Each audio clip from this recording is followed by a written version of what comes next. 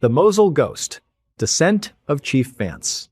You might have heard rumors on obscure military forums about a Tier 1 operator who supposedly defected during the bloody campaign for Mosul in 2016. The official Department of Defense story is that he was killed in action. A hero, a tragic loss during a night raid. But there is a heavily redacted, sealed file sitting in a JSOC vault, and the few people who have actually seen the drone footage, they don't talk about heroism. They talk about the radio silence, and honestly, it's the silence that still messes with people. Because what the cameras captured wasn't a man being killed. It was a highly trained American operator methodically, deliberately choosing to disappear into the dark. Chief Petty Officer Thomas Vance wasn't some theatrical movie character, and he certainly didn't seem like a man on the edge of a psychological cliff. He was 34 years old, dealing with chronic lower back pain, and practically lived off warm, stale, rip-it energy drinks and whatever instant coffee he could scrounge up in the Tactical Operations Center. He was on his 6th combat deployment.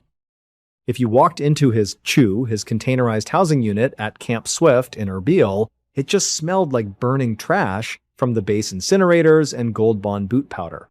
It was intensely mundane. Now, at this point, Vance spent most of his downtime complaining about the spotty Wi-Fi because he was trying to help his wife deal with a broken water heater back in Coronado, California. That mundane reality is actually incredibly important to remember. Because when a guy like that breaks, it doesn't happen with a dramatic monologue. It happens quietly.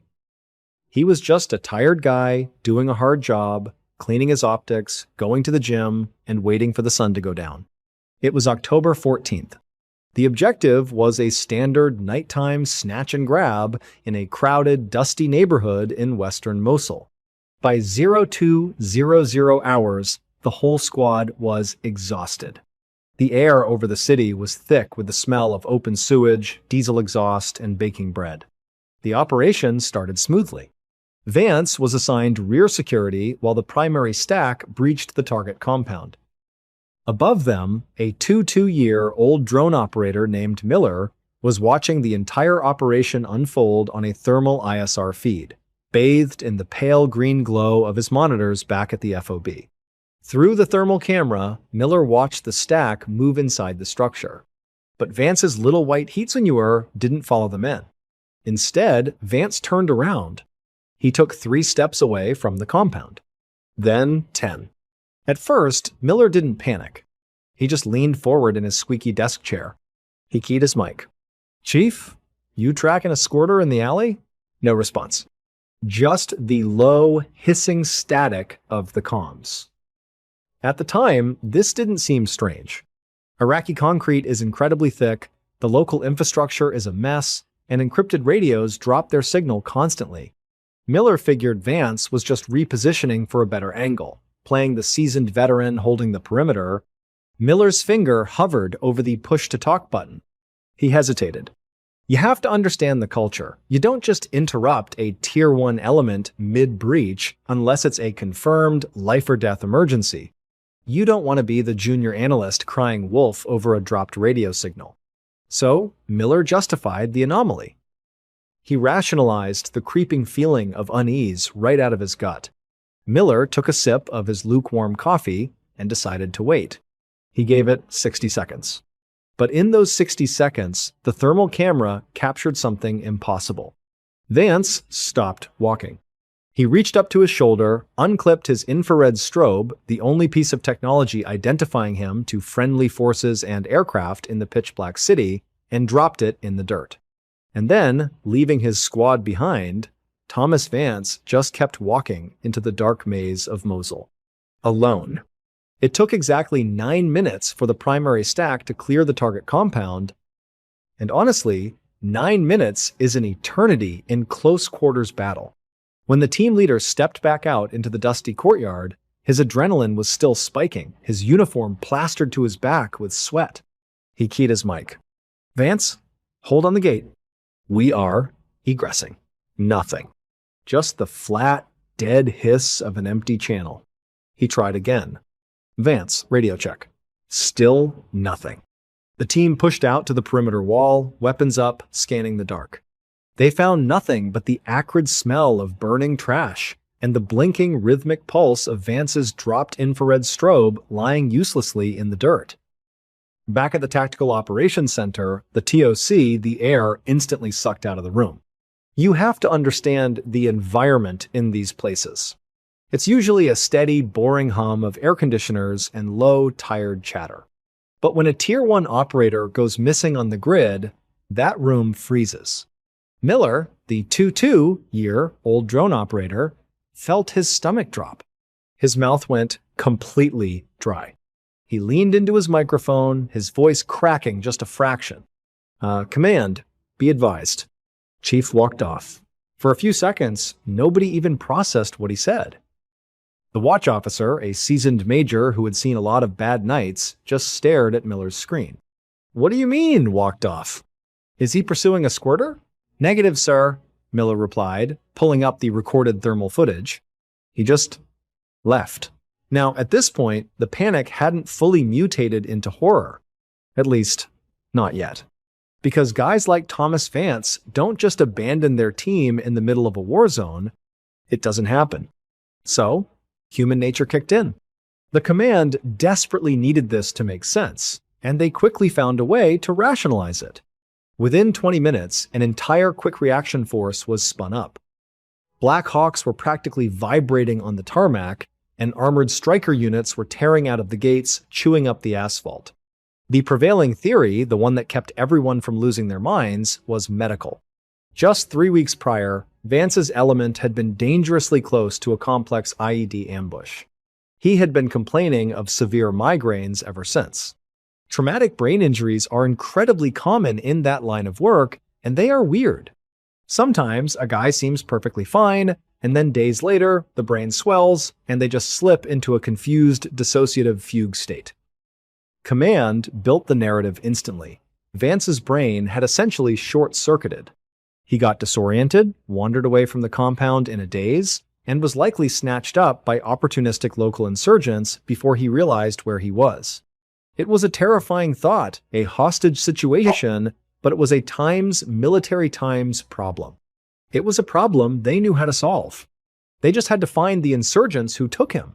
They blanketed the grid, kicking down doors, looking for any sign of a struggle, any drag marks in the dirt, any blood. They were so fiercely convinced they were looking for a captive. But the reality of Mosul at 3 a.m. didn't care about their theory.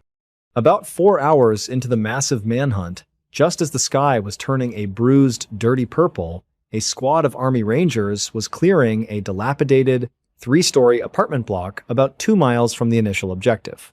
In a tiny, foul-smelling utility closet behind a rusted-out washing machine, they found Vance's gear.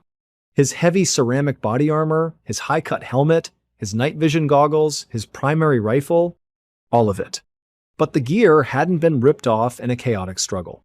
It was neatly, meticulously folded and stacked. And worse, his sidearm, his extra pistol magazines, and his combat knife were missing.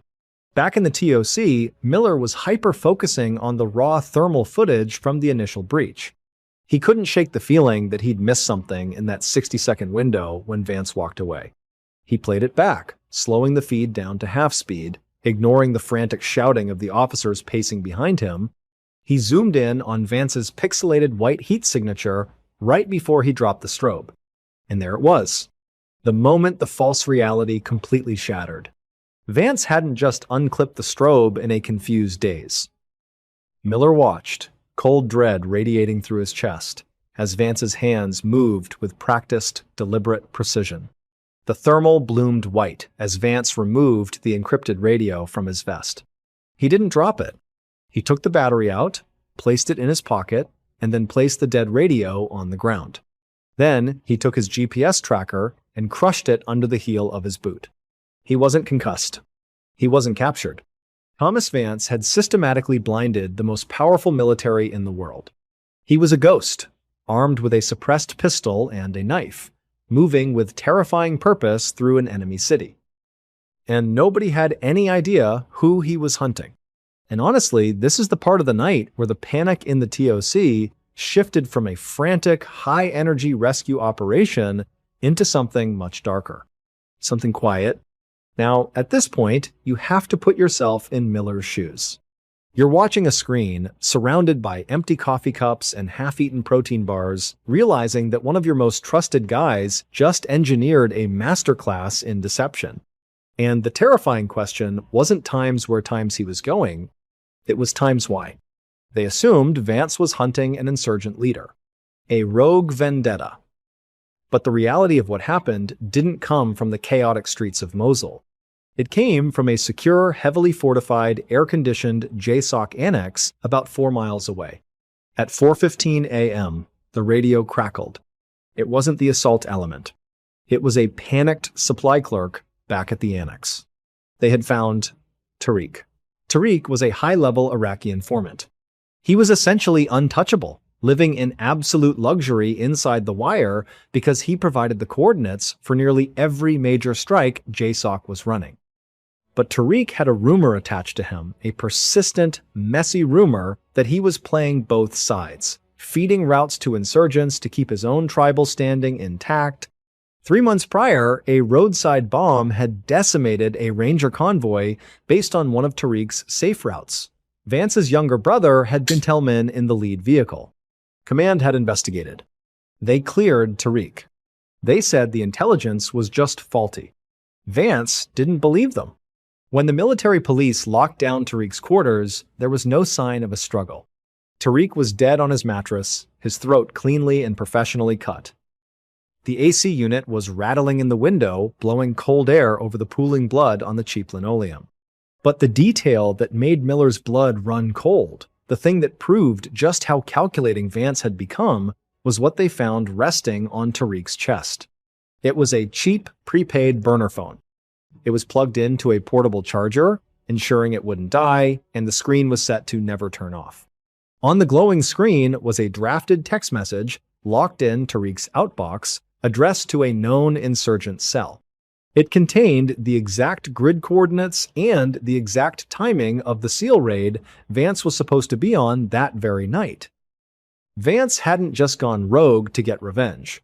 He used the entire multi-million-dollar JSOC operation, he used his own teammates, risking their lives in a live combat drop as a smokescreen to draw security away from the annex, and as the ultimate proof of Tariq's treason.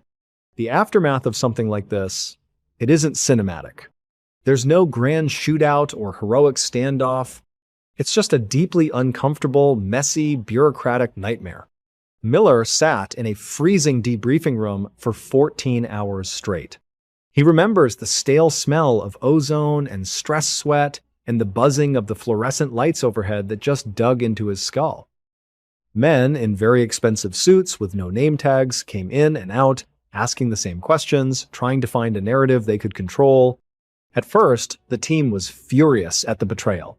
But as the days turned into weeks, that anger just eroded into a profound, heavy silence. Vance had looked them all in the eye, joked with them on the tarmac, knowing full well he was about to use them as decoys.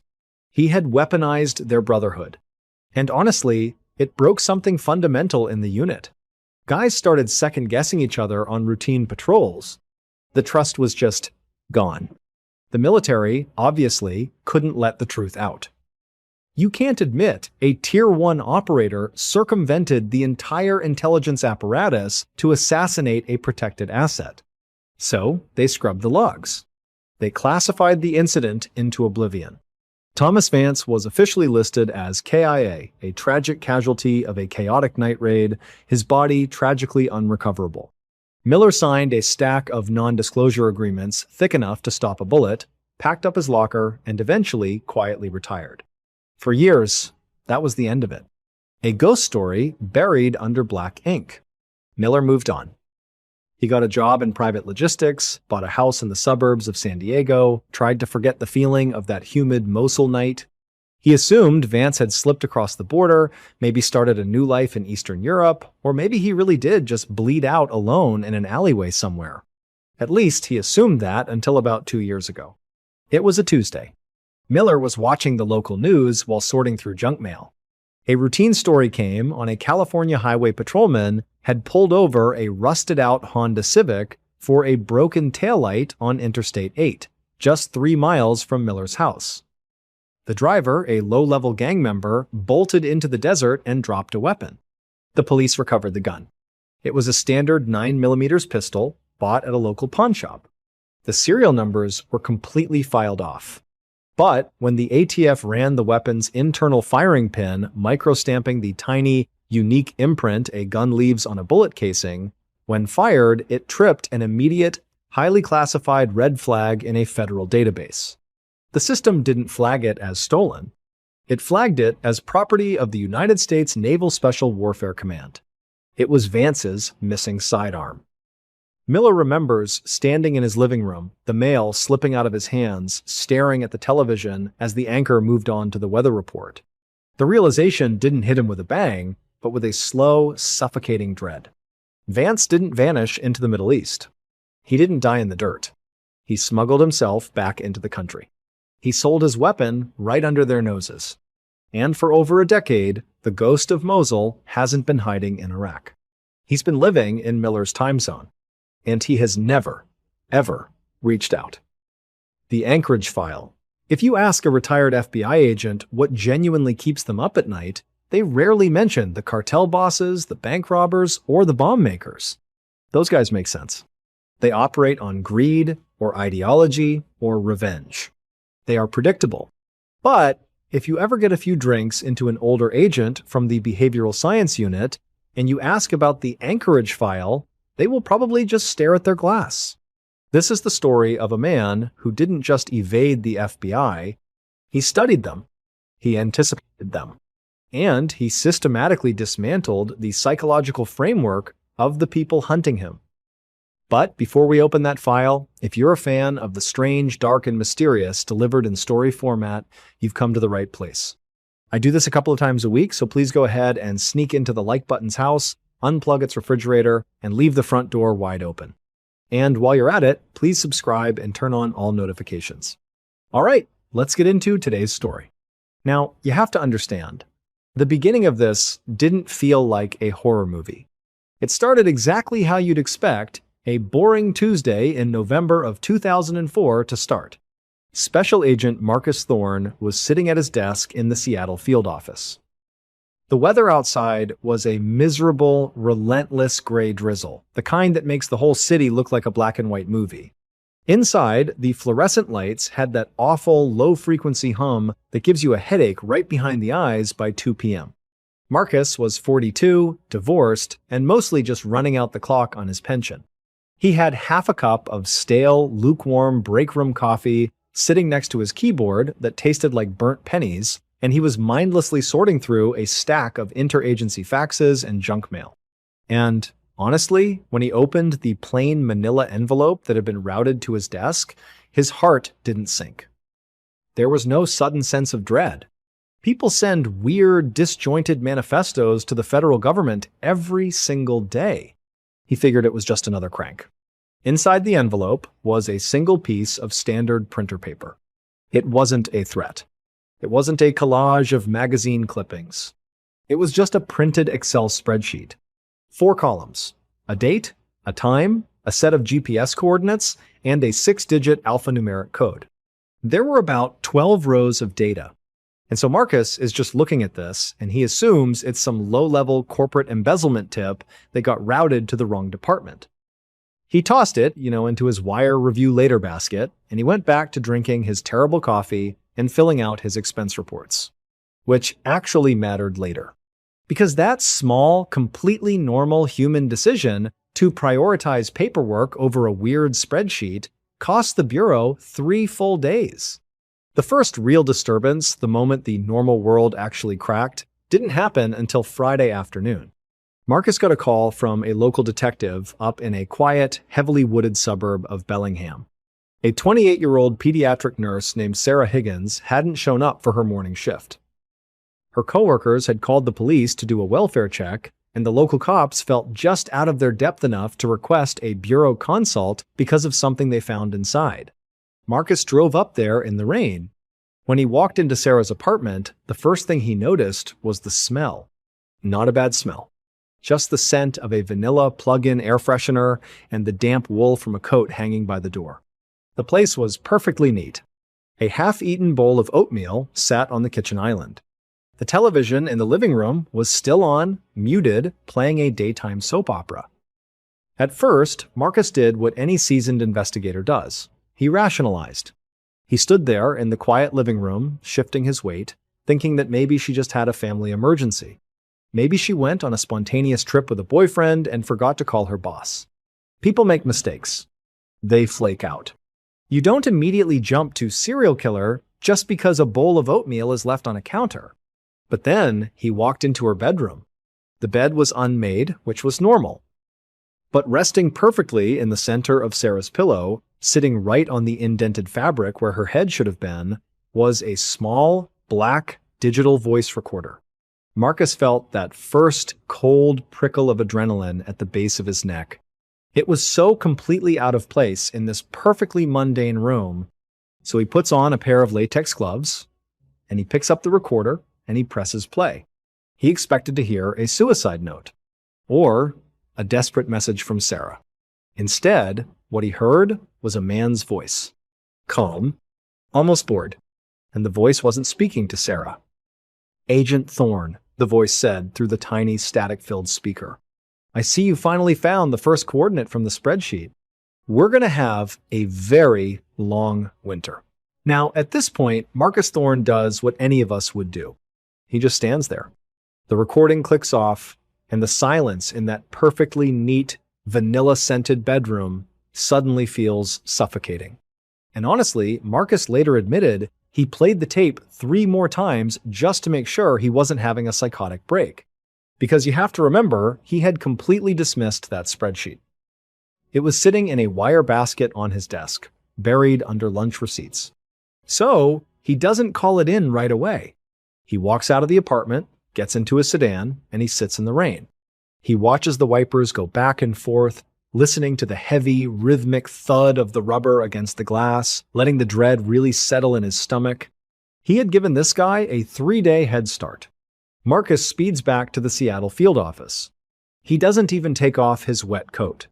He grabs the crumpled printout of that weird email from his basket, flattening it out on his desk with shaking hands.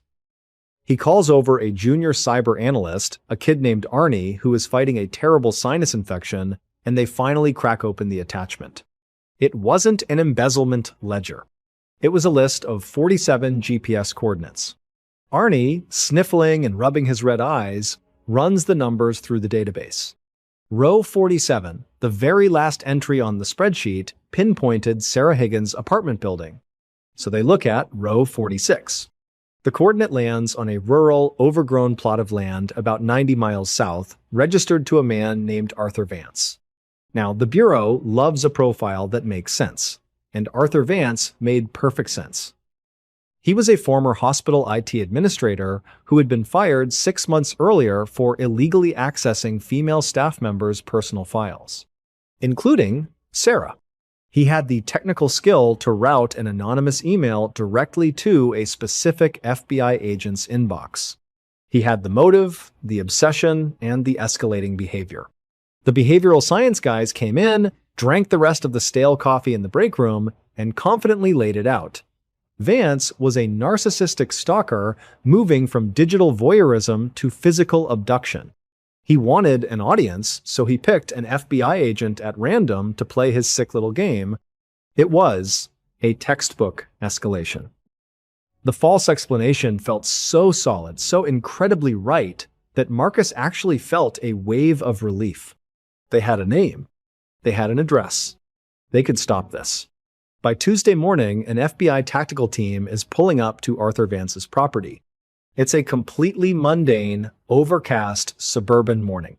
A neighbor across the street is literally standing in his driveway in a bathrobe, holding a coffee mug, watching the armored truck roll up. The tactical team stacks up on Vance's peeling front door. You can hear the heavy, measured breathing of the point man, the awkward squeak of wet boots on the wooden porch. They breach the door.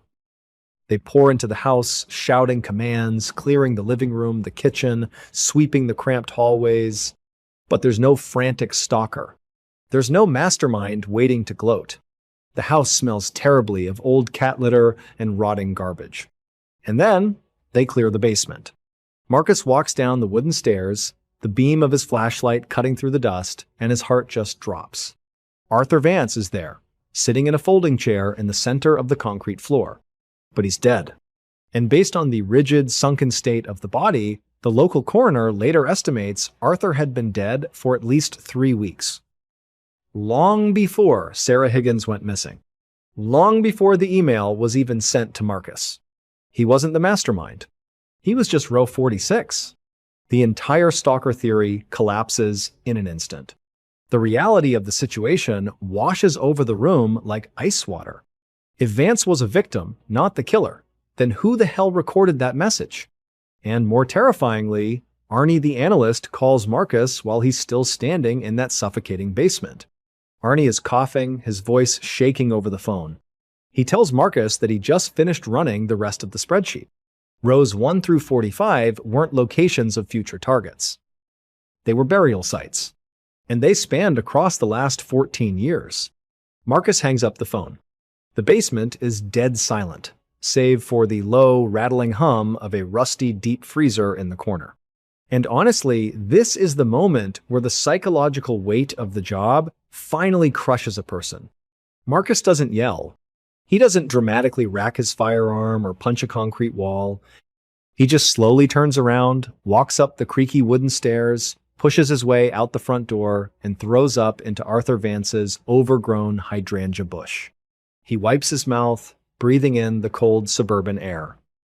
And across the street, that neighbor in the bathrobe is still standing there, taking a slow sip of his coffee, completely oblivious to the fact that he's been living 50 feet away from a staging ground for a serial killer. The juxtaposition is nauseating. Arthur Vance wasn't a criminal mastermind. He was just a lonely guy whose house got turned into a dark web cafe by a ghost. Now, at this point, you have to understand how the FBI actually works when a case blows up like this. It isn't a slick, fast-paced cinematic montage. It is an absolute procedural nightmare. It's grueling paperwork. It's jurisdictional turf wars with local sheriffs who don't want federal agents commandeering their crime scenes. It's endless, miserable rain turning the first 3 coordinate dig sites into absolute mud pits. And they dig. And they sift through the wet dirt. And they fight the local press. And, tragically, they find them. 45 sets of remains. Scattered across 4 states, buried in obscure state parks, and abandoned logging roads dating back 14 years. The scale of the violence is paralyzing. But they still didn't have the killer. They knew he had used Vance's home Wi-Fi to send the email to Marcus. The killer had literally sat in Vance's living room, drinking Vance's coffee, while Vance decomposed in the basement just to casually route a taunting email to an FBI agent.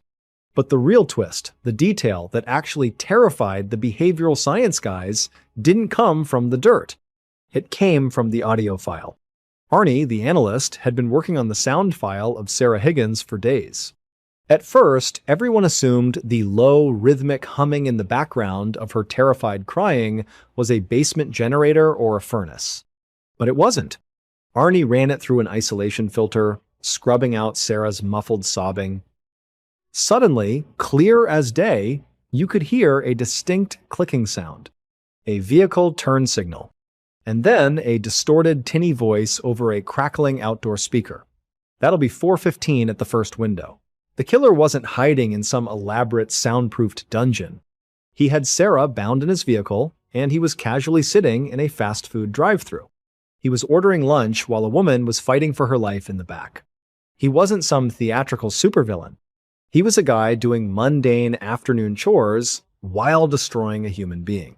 The sheer, chilling banality of it meant this wasn't a monster hiding in the shadows. This was a man who felt completely invisible in broad daylight, which actually mattered later Because a week into the excavation, the FBI finally found the single thread connecting all 45 victims, including Arthur Vance and Sarah Higgins. It took weeks of agonizing cross-referencing of credit card statements, junk mail, and dusty utility bills. Every single victim, over a 14-year period, had a scheduled visit from the exact same third-party subcontractor for the Regional Utility Board, a company that checked indoor gas meters. The killer had a badge. He had a clipboard. He wore a high-visibility vest. He had a perfectly legal, completely ignored reason to knock on your door, walk into your house, and look around. He knew who lived alone. He knew who didn't have a dog. He knew whose security cameras were just cheap plastic dummies. He interviewed his victims before he ever took them, just by asking them about their pilot lights. They finally got a name: Thomas Kellerman. A tactical team kicks in the door of his dingy beige apartment complex 2 towns over. But it's empty. The closets are bare. There's just a thick layer of dust, a lingering smell of bleach, and a pile of unopened junk mail on the Formica counter. He's completely in the wind. And that is the part that breaks you. The emotional aftermath of a case that just stops. They eventually find Sarah's remains in a shallow grave marked by row 48 on the spreadsheet. Marcus has to do the hardest thing any agent ever has to do. He drives to Sarah's parents' house. He sits on their floral-patterned sofa, holds a glass of tap water he doesn't want to drink, and watches 2 ordinary people absolutely shatter into pieces. There is no justice to offer them. There is no grand speech. Just a terrible, gaping void where their daughter used to be. Marcus takes an indefinite leave of absence. Thomas Kellerman is added to the most wanted list, but it's like he just evaporated into the American infrastructure. Marcus spends his days sitting in his quiet living room, staring at the walls, listening to the hum of his own refrigerator. He second-guesses every shadow. He jumps when the floorboards settle at night. The horror isn't a jump scare anymore. It's a slow, dull ache in his chest that never really leaves. About 6 months pass. It's a quiet, unremarkable Tuesday morning. The weather is crisp. Marcus finally decides to go outside and get the mail. He hasn't checked it in a few days. He walks down his concrete driveway in his slippers. The neighborhood is perfectly still. A lawnmower hums somewhere in the distance. He opens the metal mailbox, pulls out a stack of grocery store flyers and bills, and turns to walk back inside. But as he looks up at his front porch, he freezes. His breath catches in his throat. The blood drains completely from his face, and his stomach drops into freefall. Because hanging right there on the brass doorknob of his own front door, gently swaying in the morning breeze, is a small, bright yellow cardboard tag. And printed on the front, in bold black letters, it says, Municipal Utility Services. We missed you! The Smiling Boy, the dark reality of Leo Vance. What you are about to hear involves severe psychological manipulation, extreme cruelty, and violence that is deeply disturbing. Viewer discretion is heavily advised. Honestly, out of all the cases I've ever looked into, this one easily sits in my top 3 most unsettling. We all know the Hollywood trope of the troubled child star. Usually, it's a tragic story of exploitation and burnout. But this is completely different. This is the story of a predator hiding in plain sight, protected by a billion-dollar network, a million-watt smile, and our own inability to believe that a child could be fundamentally, irreparably evil. But before we get into it, if you're a fan of the strange, dark, and mysterious delivered in story format, please gently invite the like button to a lovely seafood dinner, order the most expensive lobster, and then sneak out through the bathroom window, leaving the like button stuck with the bill. Also, please subscribe, because we upload once a week, and you won't want to miss it. The year is 2004 in Burbank, California. 28-year-old Sarah Jenkins is exhausted. She's living in a cramped, noisy apartment in North Hollywood, surviving mostly on lukewarm Folgers coffee and the dream of paying off her student loans. Sarah is a licensed studio teacher and on-set social worker.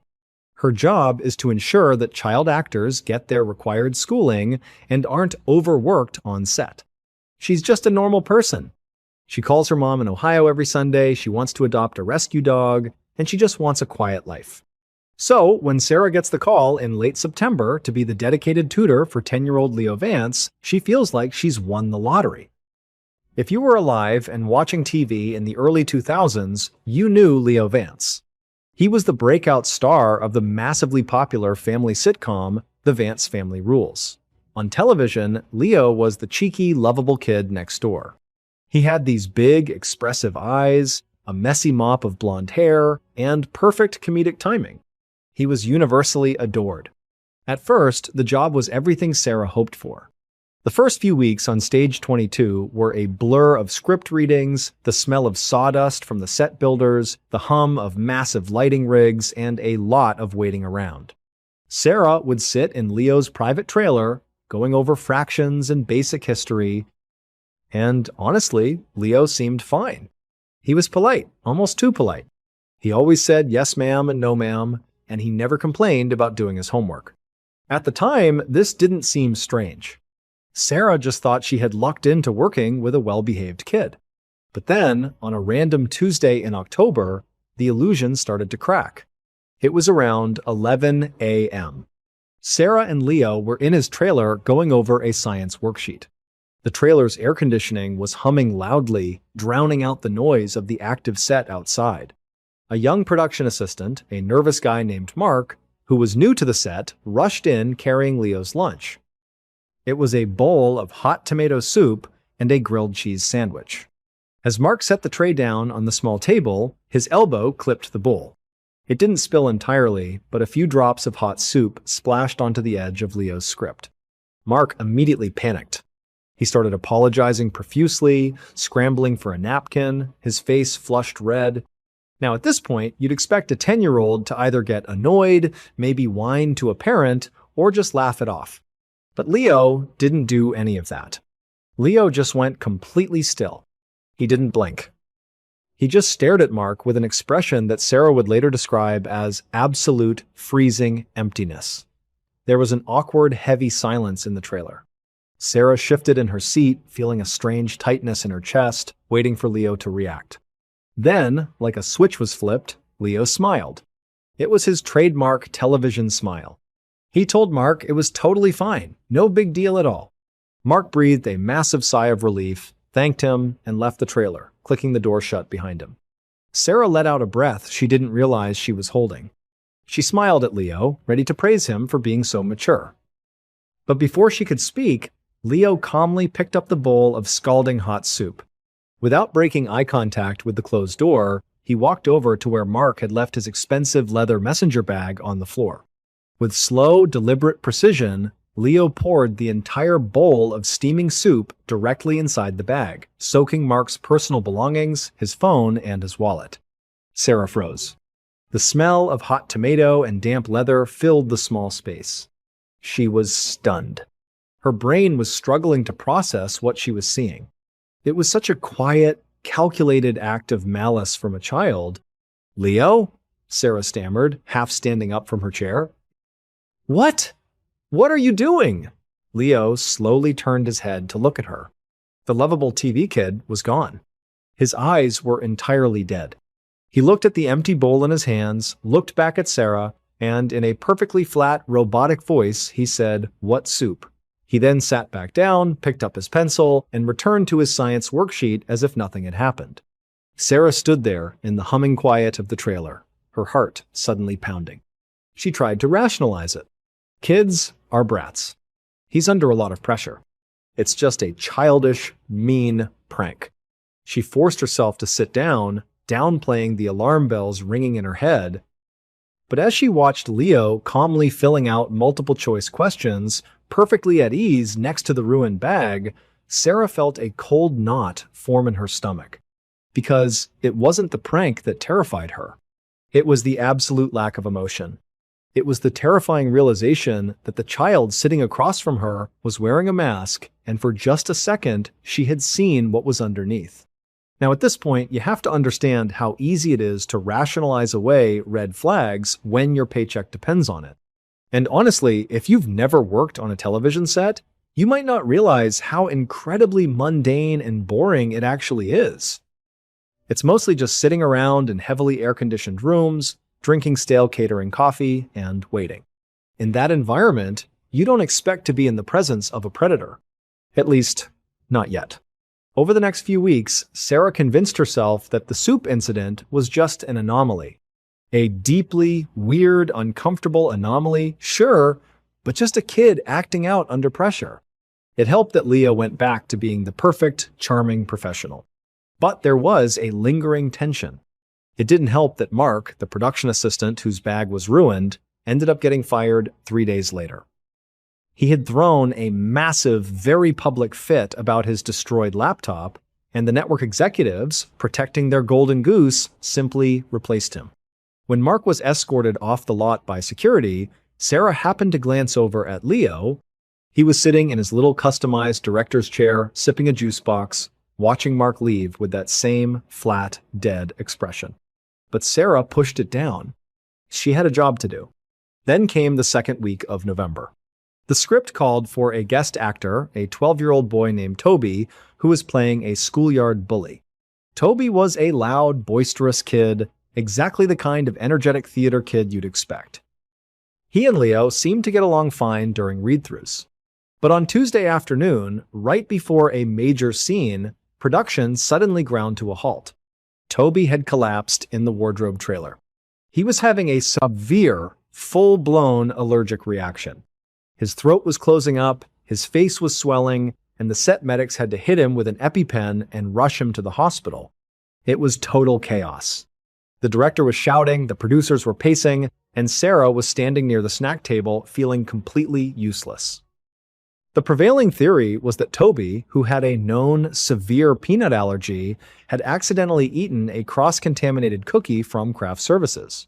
But as Sarah stood there in the humming quiet of the soundstage, something caught her eye. The little plastic labels in front of the catering trays. The label for the macadamia nut cookies and the label for the peanut butter cookies had been swapped. It was a small thing. A simple mistake. Anyone could have bumped the table and knocked them around. But Sarah felt a cold rush of adrenaline hit her chest. She looked across the soundstage. Sitting alone on a wooden apple box, completely untouched by the surrounding panic, was Leo. He was swinging his legs, calmly reading a comic book. At first, Sarah tried to talk to someone. She cornered Leo's mother, Brenda, near the makeup trailers later that evening. Brenda was a woman who looked like she hadn't slept a full night in 5 years. She was chain-smoking, clutching a lukewarm cup of coffee, looking aged far beyond her years. Sarah gingerly brought up Leo's behavior, the lack of empathy, the strange coldness during Toby's medical emergency. And this is where the false comfort set in. Brenda let out a long, exhausted sigh and rubbed her temples. She told Sarah that Leo was suffering from severe burnout and oppositional defiant disorder. She explained, with tears in her eyes, that Leo's father had recently emptied their bank accounts and abandoned them, and that the network was threatening to cancel the show if ratings dropped. She confessed that Leo was heavily over-medicated on ADHD stimulants just to get through the 12-hour shoot days. It made perfect sense. It was the tragic, logical explanation. Sarah felt a deep wave of guilt for ever suspecting him of anything malicious. He wasn't a monster. He was an abused, exhausted child carrying the financial weight of an entire studio on his tiny shoulders. He was just dissociating. Sarah believed this entirely. Until a rainy Thursday afternoon, 3 days later. Leo was on set filming a complicated scene, leaving Sarah alone in his tutoring trailer. She was organizing his schoolwork, filing away his math tests, when she noticed a black faux leather composition notebook wedged behind the mini-fridge. It had slipped off his desk. Assuming it was a journal or a history assignment, Sarah pulled it out and opened it to see where it belonged. What she found completely shattered the fragile narrative of the exhausted, misunderstood child. It wasn't a diary. It wasn't a school assignment. It was a ledger. The pages were filled with Leo's neat, perfect cursive, detailing meticulously drawn maps of the soundstage, schedules of the crew's breaks, and diagrams of where the security cameras were pointed. But it was the lists that made Sarah's blood run cold. He had written down names. Mark's name was there, with a single dark line drawn through it. Below it was written, stimulus, boiling liquid. Target reaction, humiliation, anger. Result, exiled. Sarah's hands started to shake. She flipped the page. Toby's name was there, crossed out. Below it, stimulus, allergen exposure, peanut. Target reaction, asphyxiation, panic. Result, hospitalized. Note, slower than expected. This wasn't a child acting out from stress. This was an experiment. He wasn't lashing out blindly. He was testing the people around him like bugs in a jar, methodically documenting how much pain he could inflict without getting caught. Sarah stood frozen in the trailer, the sound of the rain drumming against the metal roof suddenly sounding deafening. And then she heard the heavy, metallic clunk of the trailer door handle slowly turning. The heavy, metallic clunk of the trailer door handle turning sounded like a gunshot in the tiny, enclosed space. And honestly, in that moment, Sarah didn't think about confronting him. She didn't think about being the hero of this story, or calling the police, or saving the day. The only thing her brain registered was pure primate survival instinct. Her hands scrambled over the desk. She grabbed the black notebook and shoved it violently to the bottom of her oversized canvas tote bag, burying it under a thick stack of graded algebra worksheets just as the door swung open. A gust of cold, wet air blew into the trailer, bringing with it the smell of damp asphalt and stale cigarettes from the crew outside. Leo stepped in. A production assistant holding an umbrella over his head gave a tired wave before pulling the door shut behind him, leaving Sarah and the 10-year-old boy completely alone. Now, at this point, Sarah's heart was hammering so hard against her ribs she thought it might physically bruise her. She tried to arrange her face into a normal, welcoming smile. Leo didn't smile back. He just stood there by the door, rain dripping from the sleeves of his oversized, bright yellow raincoat. He looked small, vulnerable, like a perfectly normal kid who had just been working a grueling 12-hour shift, but Sarah couldn't look at him the same way, because right before she had slammed that notebook shut, she had seen the final page. The ink had still been slightly smeared, like it was written earlier that same morning. It read, Subject, Mother. Stimulus, Threat of emancipation, Financial ruin. Target reaction, Total subservience. Result, achieved. And right beneath that, in the same immaculate cursive, Subject, Father. Stimulus, Staged bruising. False allegations. Target reaction, Retreat. Result, eliminated. His mother hadn't been lying when she said the father abandoned them. But she had lied about why. The father hadn't run away from his responsibilities. He had fled for his life from his own son. Leo slowly unbuttoned his raincoat. He let it drop to the linoleum floor with a wet smack. He didn't say a word. He just walked past Sarah, his small sneakers squeaking against the floorboards, and went straight to the mini-fridge. He stopped. He stared at the gap between the fridge and the wall, the exact spot where the notebook had been.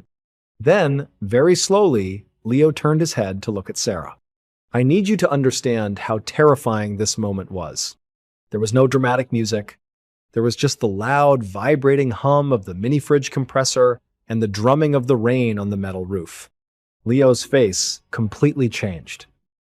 The wide-eyed, innocent sitcom expression, the one that had charmed millions of viewers, simply drained away, like water emptying from a sink.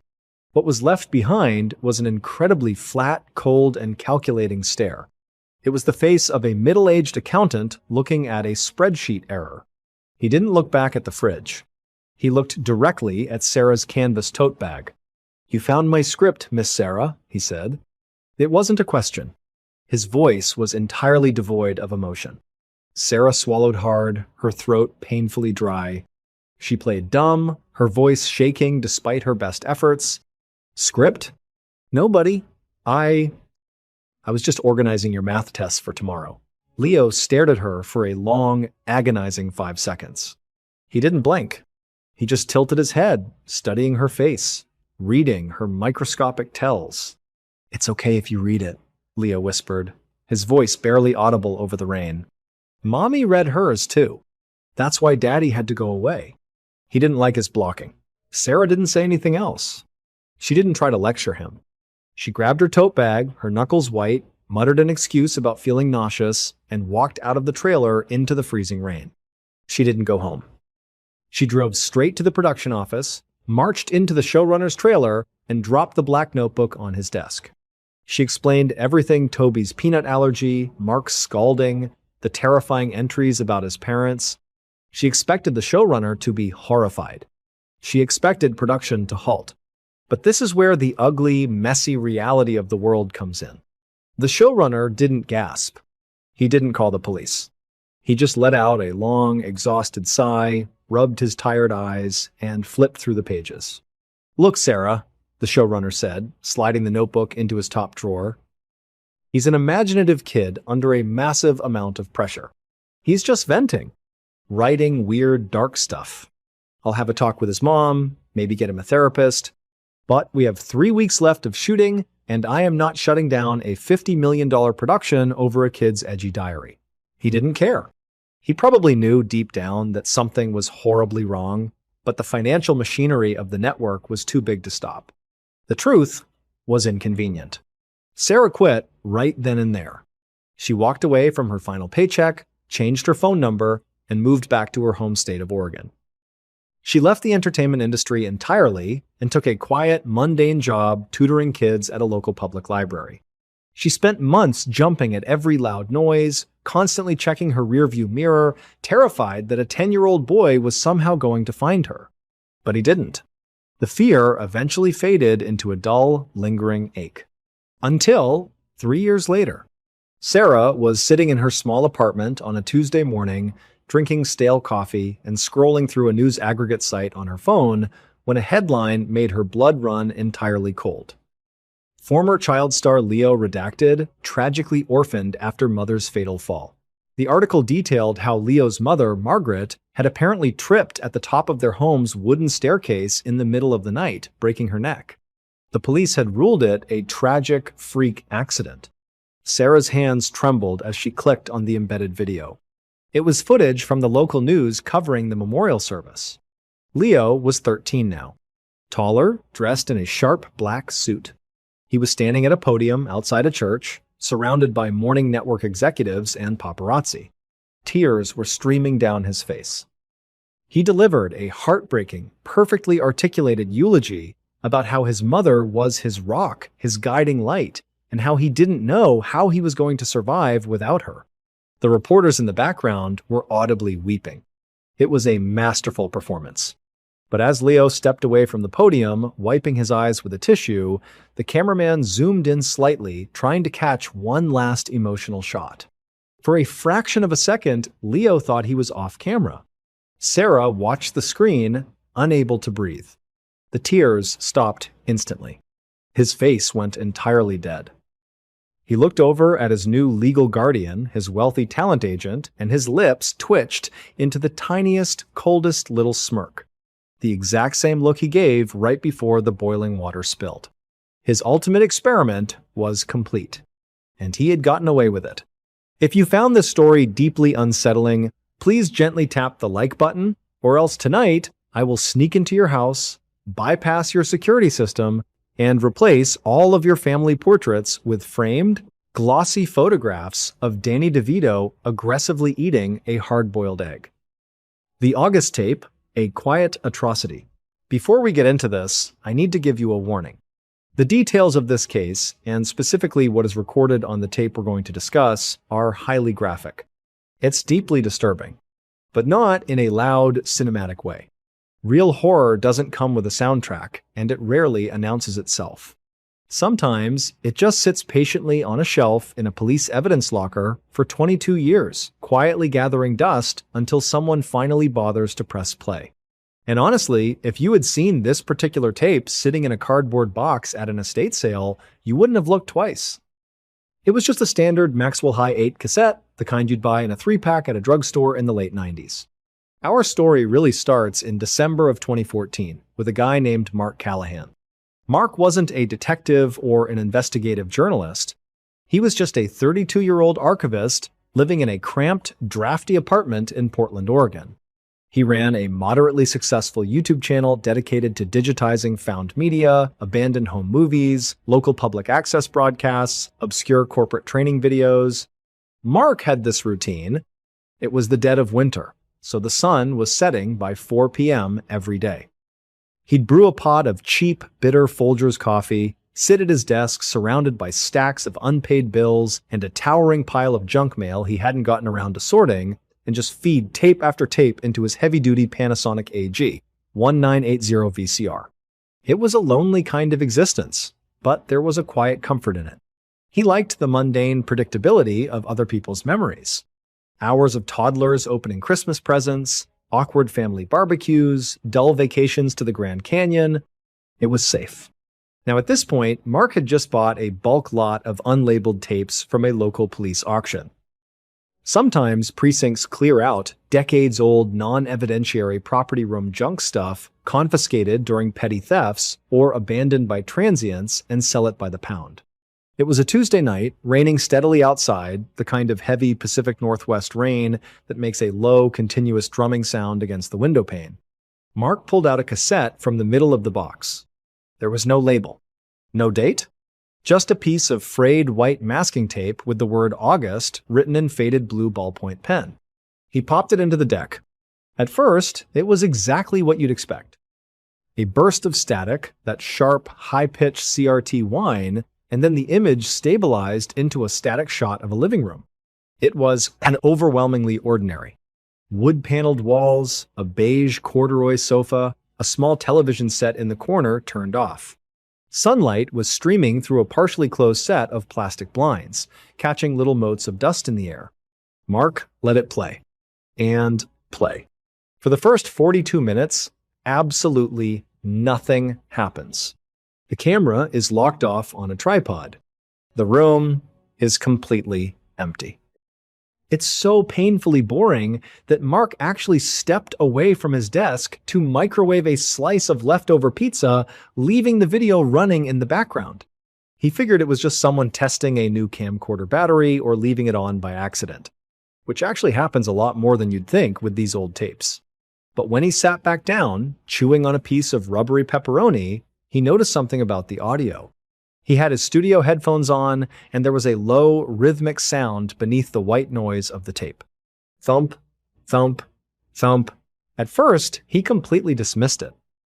He actually reached out and touched his own desk, thinking it was the water pipes in his apartment building acting up again, or maybe his neighbor's washing machine spinning off balance. We always try to rationalize things, don't we?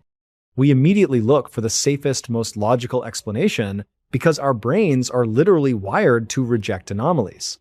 But the thumping wasn't in his apartment. It was coming through the headphones. Mark paused the video. The thumping stopped. He hit play. The thumping returned. He cranked up the audio levels on his mixer, wincing a bit as the tape hiss grew into a harsh sandpaper roar. Underneath the hiss, the thumping became clearer. It wasn't a washing machine. It was a heartbeat. Or, more accurately, it was the sound of something vibrating very close to the camera's built-in microphone. And then, he heard the breathing. It was a wet, shallow, rattling inhale. Mark froze. His finger hovered over the spacebar of his keyboard. The room on the screen was still completely empty. Nothing had moved. The dust motes were still drifting in the sunlight. But someone was standing times behind, times the camera. And as Mark sat there in the dark of his own apartment, the skin on the back of his neck slowly beginning to prickle, he realized the most disturbing part. Whoever was holding that camera hadn't just walked up to it. Mark quickly scrubbed backward through the timeline. 10 minutes. 20 minutes. 30 minutes. The breathing was there the entire time. Someone had been standing in that empty room, perfectly, unnaturally still for nearly an hour, just staring at an empty couch. And then, at exactly the 46-minute mark, the camera finally moved. Just an inch. A slow, mechanical pan to the left, toward a closed hallway door. The camera didn't whip around. There was no sudden jump scare or dramatic musical sting because real life doesn't have a soundtrack. It just slowly, agonizingly drifted to the left, the heavy, wet breathing anchoring every single frame as the lens focused on a dark hallway. Mark took off his headphones and rubbed his tired eyes.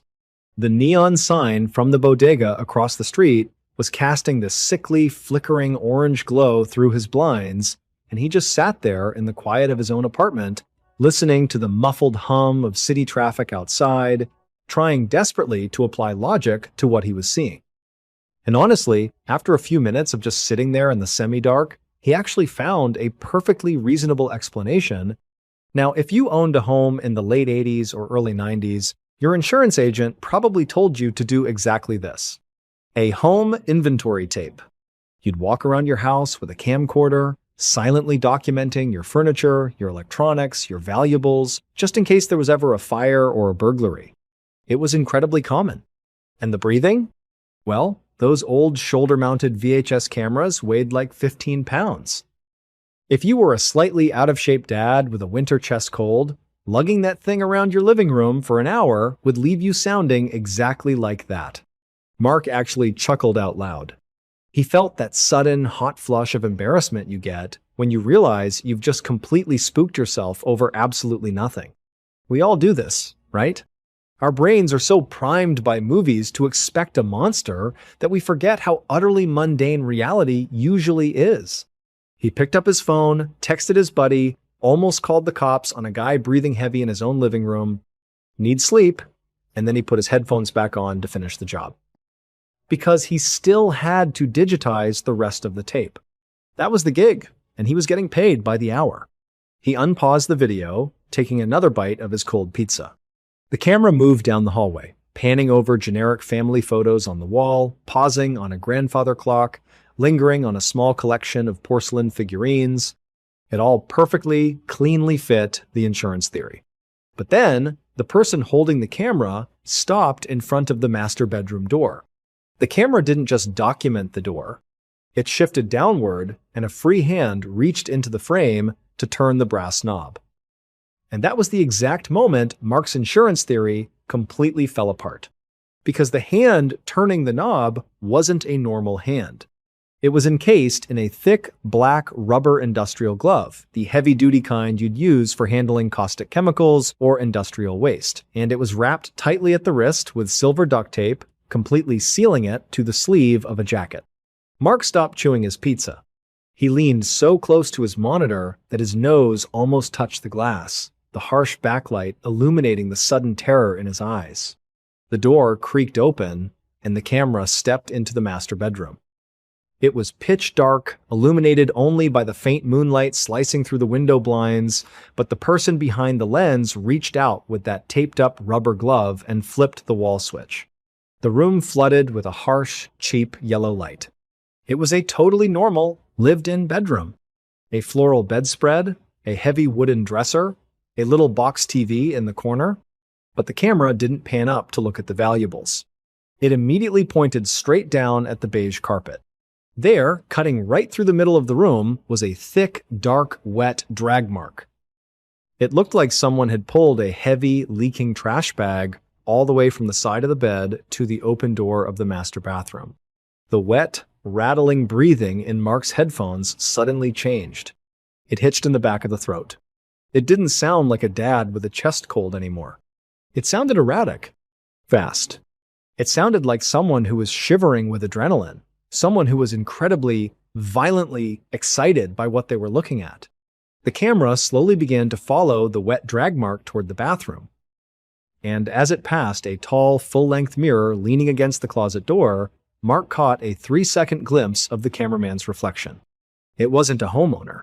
It was a man wearing a cheap, translucent plastic rain poncho over a heavy winter coat. But the plastic poncho was absolutely caked, completely smeared inside and out with a thick, dark, rust-colored sludge. In his left hand, the man was balancing the heavy VHS camcorder on his shoulder. And in his right hand, hanging casually by his side, was a blood-soaked claw hammer. Mark's stomach dropped straight through the floor. The cold pizza felt like ash in his mouth. He wasn't watching a home inventory tape.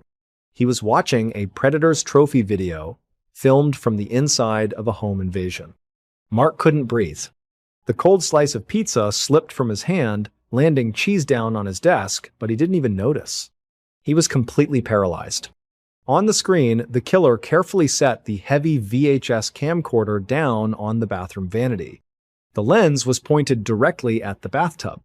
The man in the rust-caked poncho walked back into the frame, dragging a heavy, limp shape wrapped in a floral bedspread, and began awkwardly hoisting it over the porcelain edge of the tub. But honestly, Mark wasn't looking at the body. He wasn't even looking at the blood. His eyes were locked on the background. He was staring at the window above the shower, a very specific, custom-made stained glass window in the shape of an ugly, asymmetric sunburst. He was staring at the mismatched, chipping beige tile on the bathroom floor. And he was staring at the slightly crooked towel rack. Mark slowly, mechanically turned his head away from the monitor. He looked over his shoulder, peering down the dark, quiet hallway of his own house. At the very end of that hall was his master bathroom. The exact same sunburst window, the exact same chipped beige tile. He had just scrubbed that floor yesterday.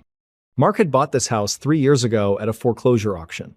It was famously cheap because it was the old Henderson place. In 1994, the entire Henderson family, father, mother, and their teenage son, supposedly packed their bags in the middle of the night and fled the state. The local police assumed the dad ran from his looming embezzlement charges.